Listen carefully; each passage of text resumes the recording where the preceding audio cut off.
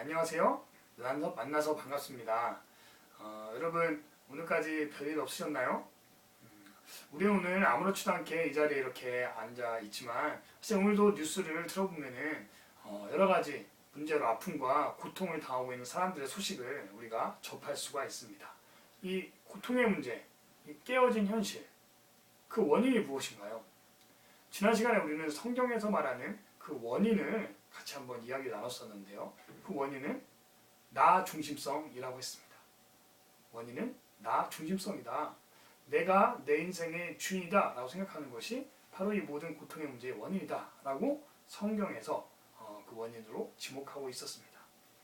여러분 그러면은 하나님이 인생의 주인이라고 성경이 말하고 있는데 그것이 성경에서 말하는 인간을 만든 원래 어떤 계획인데 내가 중심이 돼서 살아가고 있는 이 상황, 이 형국을 보면서 하나님께서는 뭐라고 하실까요? 성경에서는 이렇게 나 중심으로 살고 있는 그런 사람들을 향해 이렇게 말하고 있습니다. 나 중심적으로 살고 있는 그 죄의 대가는 죽음이다. 죽음이다. 라고 말하고 있습니다. 하나님께서 그 대가를 말씀하신 거죠. 죄의 대가는 죽음이다. 여러분 만약에 여러분 선생님이 담임 선생님이 너희들 이러이런 것들은 잘 지켜서 하고 이러이런 것들은 하지 말아라 라고 이제 말씀하셨어요. 규칙을 설명하셨어요. 그런데 한 학생이 계속해서 하라고 하는 것들은 계속 안 하고 하지 말라는 것들은 계속해서 한다고 생각합시다. 그러면은 어떻게 해야 되나요? 선생님께서 뭐 그럴 수도 있지 뭐 오늘도 내일도 모레도 계속해서 그 규칙을 어기고 있는데 말을 안 듣고 있는데 뭐 그럴 수도 있지 이렇게 그냥 방관하고 그냥 놔버리면은 그것이 과연 바람직한 어떤 그 학생을 향한 바람직한 자세일까요? 아닙니다. 반드시 그 학생이 하고 있는 그 선생님의 말씀을 어기고 행하고 있는 그 일에 대한 마땅한 대가를 처벌을 하는 것이 마땅한 도리입니다. 그냥 넘길 수는 없는 일입니다. 여러분 우리 안에는 본능적으로 정의라는 어떤 그러한 개념을 가지고 있습니다. 이 정의는 인간의 본능이에요. 여러분 세월호 사건을 보면서 우리가 참 화가 치밀어 오르는 게 왜 그렇습니까? 여러분 그 사건에 얽히고 설켜 있는 여러 가지 문제들 우리가 보고 있잖아요. 선장의 무책임한 행동부터 배를 관리하는 여러 정부 기관 그리고 단체들의 그 어떤 부실한 어떤 그 안전 조치, 검사 그리고 정부의 무능한 대처 여러 여러분 기사, 선정적인 기사로 인한 또 유가족들의 또 슬픔 다양한 문제들이 얽히고 설켜서 여러분 그런 좀 불의한 일들을 볼 때 우리는 에이 뭐 그럴 수도 있지 뭐 살다 보면 인간이 어떻게 다 완벽할 수 있나 이렇게 반응하나요? 그렇지 않습니다. 이런 불의한 상황에 대해서 화가 나는 것이 정의롭게 이것들을 처리하고 대가는 반드시 치르게 해야 된다고 하는 것이 모든 사람들의 공통적인 생각입니다. 죄에 대해서는 대가를 치러야 됩니다. 정의의 하나님께서는 우리들의 하나님을 무시하는 이 태도에 대해서 반드시 대가를 치르게 된다라고 말씀하시는데 그 죄의 대가는 바로 죽음입니다. 여러분 그런데 우리 인간이 이 문제를 어떻게 해결할 수가 있나요? 해결할 수가 없어요. 누가 대신 해결해 줄 수도 없습니다. 다 죄인이에요. 다 내가 내 인생 내 거다라고 살고 있거든. 해결책을 찾을 방법이 없습니다. 그런데 하나님께서는 우리를 사랑하셔서 하나님 스스로 하나님이 먼저 우리에게 해결책을 제시해 주셨습니다. 그것이 바로 예수님이십니다. 여러분 예수님은 약 30년 남짓 사신 분으로서 이 땅에 오셔서 그런 말씀하셨어요. 나는 하나님과 같은 존재다. 본인이 하나님과 동일시하셨습니다. 우리가 앞선 영상에서 얘기했듯이 예수님이 가지고 있는 특별한 의미가 있는데 첫 번째는 이거죠. 예수님은 정말 우리가 하나님을 보이지 않기 때문에 인지할 수 있는 능력이 없잖아요.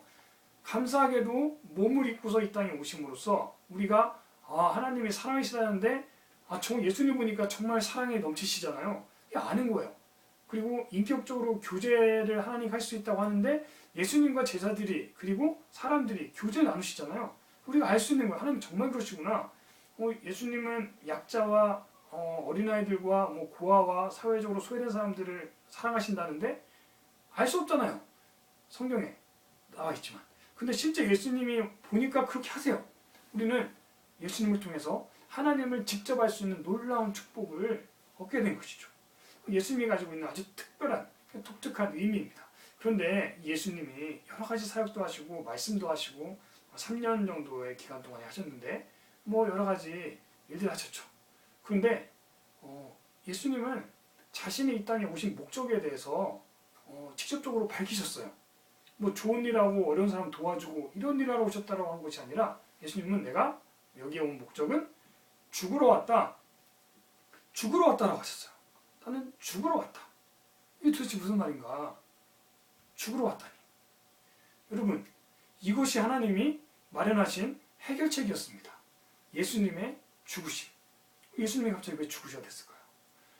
여러분, 우리가 나 중심성으로 가지고 살아가는 우리의 그 죄에 대한 대가는 우리에게 죽음이라는 결과를 반드시 대가를 치러야 되는데 하나님께서는 예수님을 대신 우리의 죄를 대신해서 죽게 하시려고 예수님을 이 땅에 보내신 것이었습니다. 그래서 예수님은 십자가에 돌아가 죽으셨습니다. 왜 죽으셨나요? 우리의 죄를 대신해서 그 대가를 치러주신 것입니다. 여러분, 이제 예수님이 이 죽으심을 통해서 우리가 알 수 있는 것은 무엇입니까? 하나님의 그 조건 없는 사랑을 우리가 여기에서 발견할 수 있습니다. 하나님이 정말 우리를 무조건적으로 사랑하시는구나. 그런데 예수님이 죽으셨으니까 이제 모든 문제가 다 해결되었네. 이제 끝났구나. 라고 생각할지 모르겠어요. 그렇지 않죠. 예수님이 죽으신 사건, 그것은 우리가 어떻게 보면 선물과도 같은 것인데 해결책을 던져주신 것이죠. 선물과도 같은 거예요. 내가 너를 위해 대신 죽었다. 모든 사람들에게 선물이 되는 것은 아닙니다. 그 사실을 믿고 받아들인 사람에게 그것이 선물이 됩니다. 마치 이런 거죠. 래프팅을 하고 있는데 배가 뒤집어졌어요. 그런데 가만히 있으면 죽잖아요. 근데 이제 구조요원이 로프를 다 던져줬습니다. 던져준 로프에 대해서 잡냐 잡지 않느냐는 선택의 문제죠. 물론 다 잡으려고 하겠지만 마찬가지예요. 너무나 좋은 예수님께서 나의 죄를 위해 대신 죽었다는 이 사실을 받아들인 사람만이 그것을 누릴 수가 있습니다.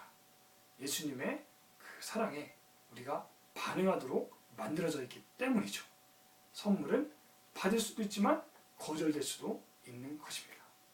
여러분, 이것이 기독교의 핵심 메시지입니다. 하나님의 사랑 이야기인 것이죠.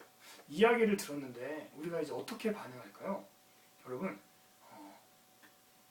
우리가 내가 중심이 되어서 살아온 내가 주인 행세를 한 죄인이다 라는 것을 먼저 고백하고, 그리고 예수님, 당신이 내 삶의 주인이십니다. 내 삶을 이제 이끌어 주세요 라고 고백할 때 우리는 예수님을 영접할 수 있습니다. 예수님을 영접하게 될 때 어떤 일이 나나요? 하나님께서 나를 향한, 그리고 인간을 향한 원래 계획이 서서히 회복되어져 가기 시작합니다. 하나님과 소통할 수 있는 관계가 만들어지고, 나 자신을 가치 있게 여기고 사랑하며 이웃을 사랑하고, 나아가서 세상을 잘 경영하게 하나님께서 이 땅에 보내셨는데 그런 것들을 깨달아가기 시작하면서 궁극적으로 내 삶의 목적을 깨달아가기 시작합니다.